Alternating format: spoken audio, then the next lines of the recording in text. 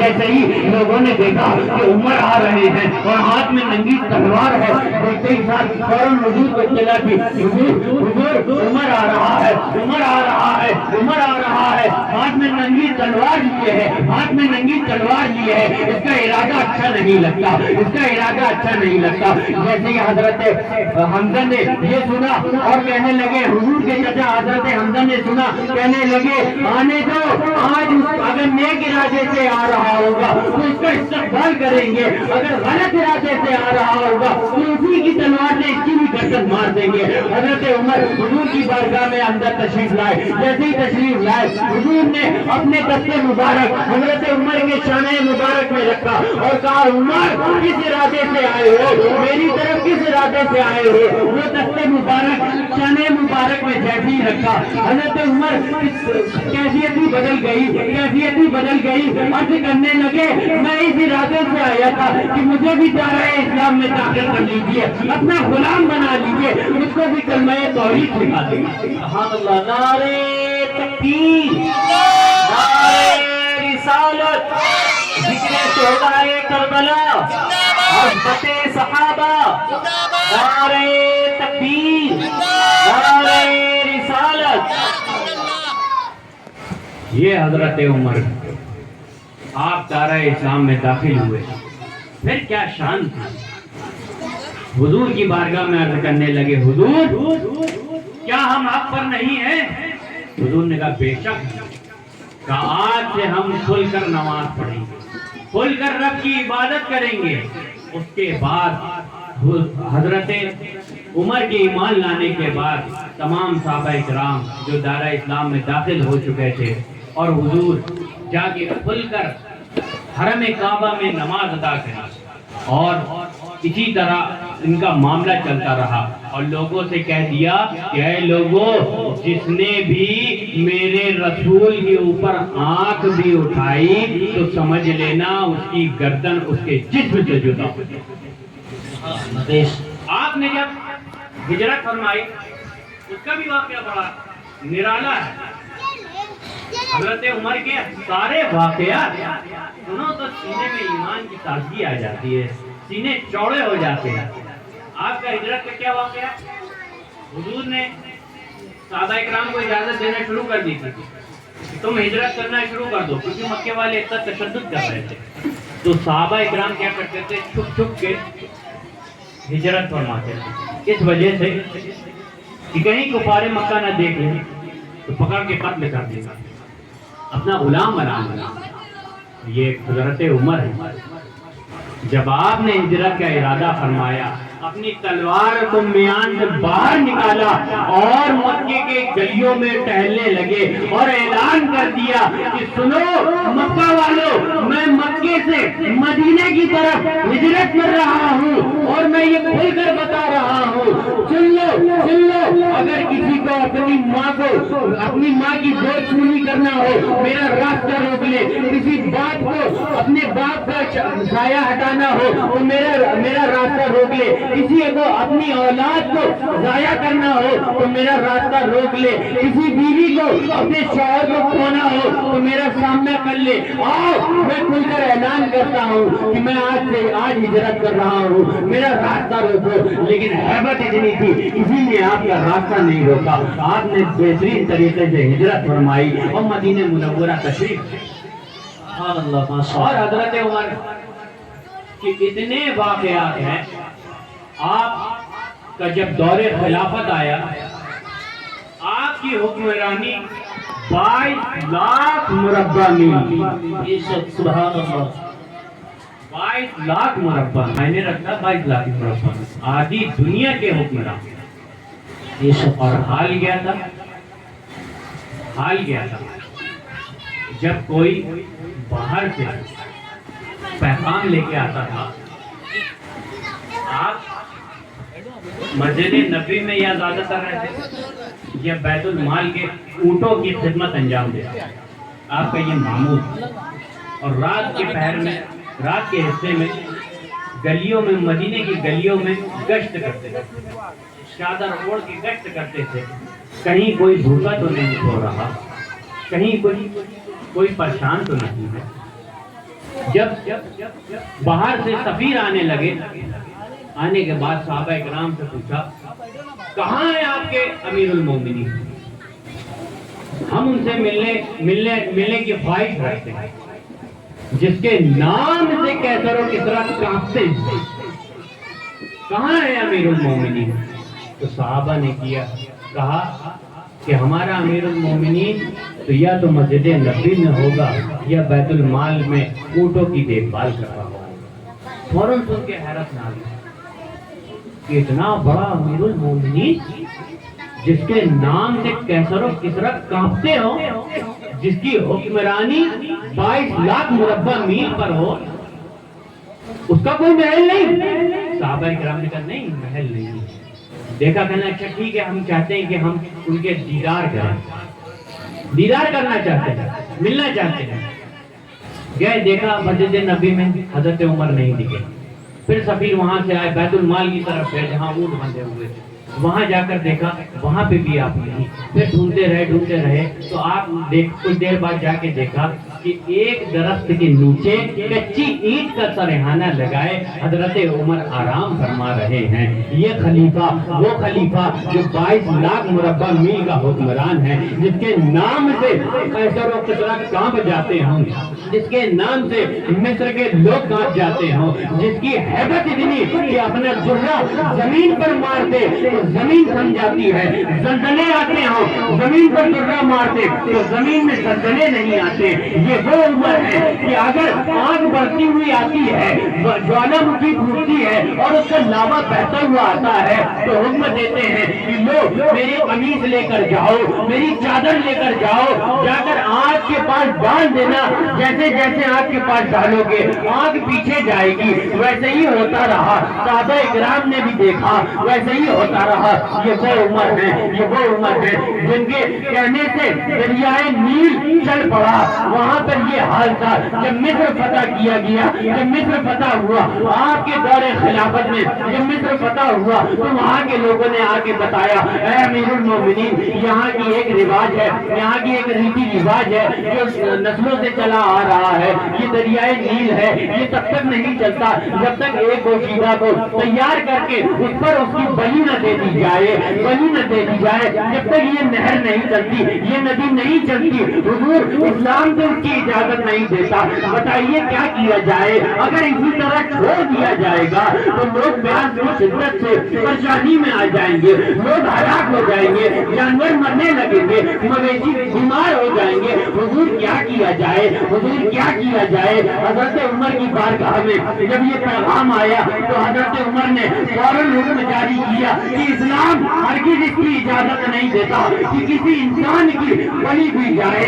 فوراً ایک روکا تیار کیا، اس میں لکھا بسم اللہ الرحمن الرحیم، اللہ کے نام سے شروع، اور لکھا دریائے نیل کو عمر کا خط، اور سن لے دریائے نیل اگر تو اللہ کے حکم سے چلتی ہے تو چل، اور نہیں چلتی تو تیری حاجت ہمیں نہیں ہے۔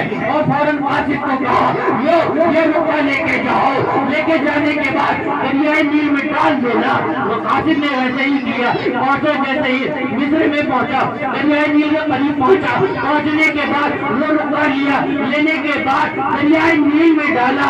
جیسے ہی نیل میں ڈالا، نیل ایسا جاری ہوا کہ آج 1400 صدیاں گزر گئی، آج تک جاری ہے۔ سبحان اللہ، نعرہ تکبیر، نعرہ رسالت، جشن شہدائے کربلا، مسلک اعلیٰ حضرت، عظمت صحابہ، نعرہ تکبیر، نعرہ رسالت۔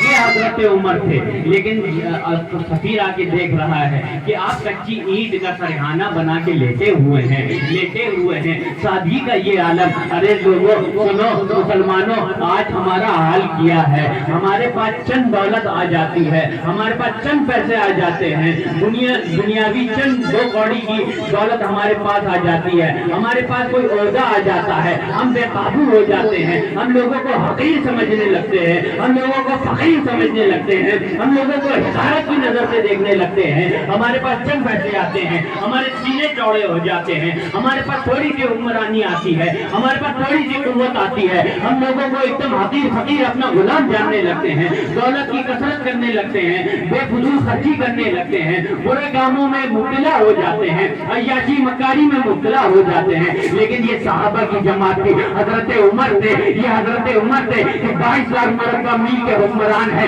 لیکن دیکھو وادی کیسی ہے, کچی اینٹ کا سریانہ بنا کر لیٹے ہوئے ہیں. جیسے ہی سفیر نے دیکھا اور کہنے لگا, اے عمر تو نے عدل کیا ہے, تو نے انصاف کیا ہے, اس لیے تجھے کچی اینٹ میں بھی نیند آ گئی ہے. ہمارے حکمرانوں نے لوگوں کا مال لوٹا ہے, ان کو محلوں میں بھی نیند نہیں ہے. یہ درس دیا ہم کو خلفائے راشدین صحابہ کی جماعت میں, ہم کو ان کے جو کارنامے انہوں نے انجام دیے اس کا سبق لینا ہے. پھر اللہ کا حکم بھی آ گیا, 10 سال 6 ماہ 4 روز آپ کی حکمرانی رہی. 26 ذی الحجہ آپ کے پاس حضرت مغیرہ کا غلام, مجوسی غلام حضرت مغیرہ کا, وہ ایک, کیونکہ حضرت عمر کی خاصیت جو تھی وہ یہ تھی کہ آپ عدل اور انصاف کرتے ہیں. آپ مشہور دیکھتے ہیں کہ حق فیصلے فرماتے ہیں, کوئی بھی ہو کسی کی پرواہ نہیں کرتے. جب غلام حضرت مغیرہ کا غلام آپ کے پاس آیا اور حضرت مغیرہ کا ایک کیس لے کر آیا, مقدمہ دائر کیا, ابو لولو فیروز نام تھا اس کا نام ابو لولو فیروز. یہ حضرت مغیرہ کا غلام تھا, مجوسی غلام. آپ کی بارگاہ میں آیا اور اپنے آقا کا کیس کر کے آیا, ایک کیس لے کے آیا کہ یہ غلط ہے, میں صحیح ہوں, امیر المومنین میرے حق میں فیصلہ فرما دیے. وہ امیر المومنین برحق تھے, سچے تھے, انہوں نے حق کے مطابق, عدل کے مطابق, انصاف کے مطابق فیصلہ کیا. فیصلہ کس کے حق میں کیا؟ حضرت مغیرہ کے. جیسے ہی ان کے حق میں فیصلہ کیا یہ چڑھ گیا, ابو لولو فیروز چڑھ گیا اور ارادہ بنا لیا کہ اب میں امیر المومنین حضرت عمر کو شہید کر دوں گا, شہید کر دوں گا. وقت فجر آیا, اس وقت نے زہر میں آلود ایک خنجر اپنی آستین میں چھپا لیا اور صف اول میں امام کے جسٹ پیچھے جا کے بیٹھ گیا.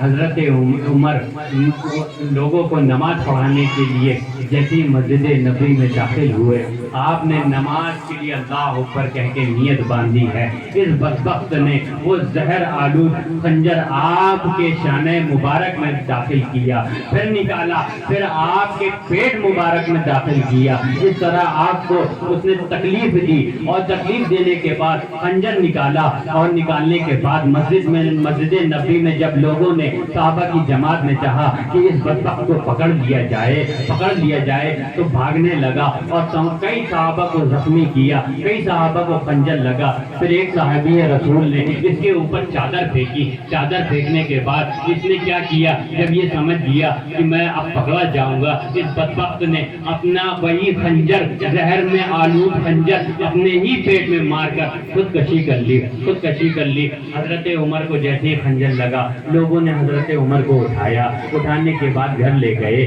گھر لے جانے کے بعد لٹایا, لوگ ان کی عیادت کرتے رہے, ان کے خنجر کے زخم کو ٹھیک کرتے رہے. لیکن اللہ کی مشیت کچھ اور کہہ رہی تھی, اس لیے اللہ کی مشیت کچھ اور کہہ رہی تھی. لوگ ان کی خدمت کرتے رہے, لوگ یہ چاہ رہے تھے کہ امیر المومنین اسی طرح بچ جائیں, لیکن آپ 3 دن تک زخمی رہے, بیمار رہے, بیماری کی حالت رہی.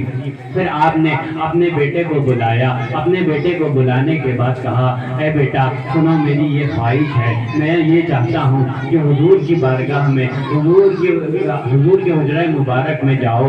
جانے کے بعد حضرت عائشہ صدیقہ رضی اللہ تعالیٰ عنہا سے یہ کہو کہ اماں عائشہ آپ مومنوں کی ماں ہیں, آپ مومنوں کی ماں ہیں. عمر کی یہ خواہش ہے, عمر کی یہ خواہش ہے, عمر کو خنجر لگا ہے, عمر کچھ دن کے بعد انتقال کر جائے گا. عمر کی یہ خواہش ہے کہ میں بھی حضور کے پہلو مبارک میں دفن ہونا چاہتا ہوں. اور سن لو اگر وہ اجازت دے دیں تو آ کر مجھے وہیں دفن کرنا, اگر وہ اجازت نہ دے تو مجھ کو بھی جب مسلمانوں کے قبرستان جنت البقیع میں دفن کر دینا. ان کے بیٹے نے جیسے ہی سنا, سننے کے بعد کہنے جی ابا میں ایسا ہی کروں گا. آپ یکم محرم الحرام کو اس دارہ فانی سے پوچھ کر گئے, آپ شہید ہو گئے. اسی کے مطابق آپ کی وصیت کے مطابق آپ کے بیٹے حضرت اماں عائشہ کے پاس پہنچے. پہنچنے کے بعد عرض کی اماں عائشہ میرے باپ نے یہ وصیت کی تھی کہ اماں عائشہ کے پاس میرے جو لاشے کو لے جانا, ان سے دریافت کر لینا, اگر وہ حضور کے پہلو میں دفن ہونے کی اجازت دیتے تو مجھ کو وہیں دفن کر دینا, ورنہ مجھ کو عام مسلمانوں کے قبرستان جنت البقیع میں دفن کر دینا. حضرت عائشہ نے جیسے ہی سنا ان کی آنکھوں میں آنسو آ گئے. کہنے لگے عمر میں نے یہ اپنے لیے جگہ رکھی تھی, یہ جگہ میں نے اپنے لیے رکھی تھی, لیکن تو نے اسلام کے لیے, دین حق کے لیے, پیغمبر کے دین کے لیے ایسا کام انجام دیا ہے, ایسا کارنامہ انجام دیا ہے کہ لو میں تمہیں اپنی قبر کی جگہ بھی تم کو دے دیتی ہوں, تمہیں اسی جگہ دفن ہو جاؤ, میں کہیں اور دفن ہو جاؤں گی. سن لو عمر کوئی کسی کو اپنی قبر کی جگہ نہیں دیتا, لیکن عمر تو وہ ہے, تو نے ایسا کام کیا ہے. اور لوگوں سنو, خالی مسلمان نہیں, ایک کرسچن نے, ایک یہودی نے یہ کہا تھا کہ اگر عمر چند سال اس روئے زمین میں رک جاتے تو پوری دنیا میں عمر کی حکمرانی ہوتی. یہ حضرات اللہ بے شک ماشاء اللہ بے شک سبحان اللہ. حضرت عمر نے وہ عدل انصاف کیا تھا. ان کی عظمتوں کو سلام, ان کے عدل کو سلام, ان کی رفعتوں کو سلام, ان کی بلندیوں کو سلام. لوگوں حضرت عمر نے جو ہم کو پیغام دیا اس پہ عمل کرو, عدل رکھو, انصاف رکھو, جس طرح اللہ کے رسول نے حکم فرمایا اور اسی پر صحابہ اکرام نے عمل مرتے دم تک عمل کیا. وآخر الدعوانا ان الحمدللہ رب العالمین. کھڑے ہو جائیے آقا و مولا کی بارگاہ میں صلاۃ و سلام کے لیے. سلام.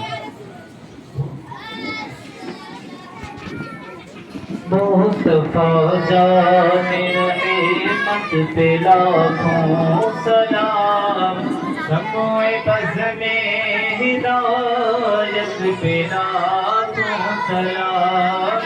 مصطفیٰ جان رحمت پہ لاکھوں سلام, شمع بز میں ہدایت پہ لاکھوں